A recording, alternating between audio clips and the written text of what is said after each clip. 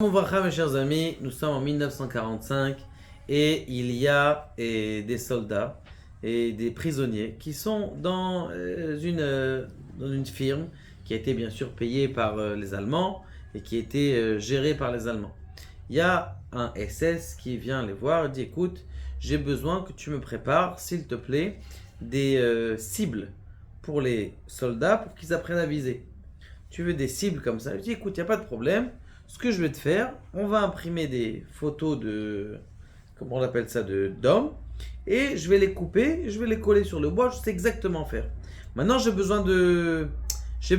sais quoi, j'ai besoin de farine. Farine? Pourquoi tu as besoin de farine? Je dis: oui, j'ai besoin de farine parce que c'est de la colle, j'ai besoin de coller la photo sur le bois que je vais découper. Bon, ok, écris-moi que j'ai le droit d'aller prendre à la cuisine de tout le camp de prisonniers, d'aller prendre de la farine. Lui il dit: très bien, il n'y a pas de problème, je te signe 5 kilos, j'ai besoin de 10 kilos je pense. Ah, 10 kilos, bon ok, je te mets 10 kilos de farine. Il prend 10 kilos de farine, il va voir tous les chavérim de sa chambre. Il dit: écoutez, cette année, Bezrat Hashem, on est dans les camps, mais on va avoir des matzot. Comment tu as fait pour avoir des matzot, de la farine? Comment on va avoir, ils ne donnent que du pain ici avec du bois? Vous savez qu'ils mettaient à l'intérieur du pain qu'ils fabriquaient de la sciure de bois. Comme ça, ils sont plus rassasiés, c'est bloqué dans le ventre, ça bouge pas. Mais Kitsour, il a dit: on va avoir de la farine. Mais comment t'as fait? Je lui dis: au lieu de lui demander 2 kilos pour la colle, ça suffit, 2 kilos pour une colle pour coller des cibles, je lui ai demandé 10 kilos et on va avoir. Je dis: mais comment on va faire?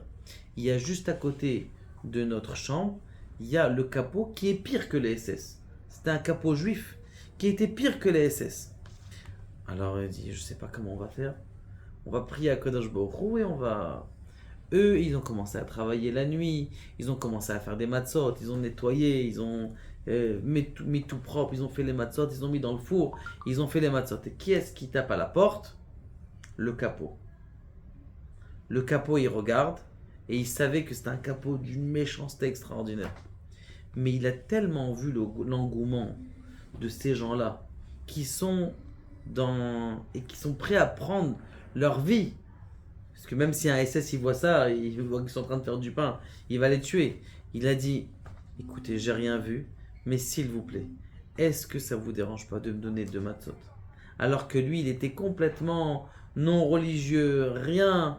Quand même, il a demandé pour savoir que si quelqu'un il veut que son acte il pérégrine, qu'il ait des générations et des générations, eh bien tout simplement ce qu'il doit faire, c'est qu'il fait les choses avec Messirut Nefesh.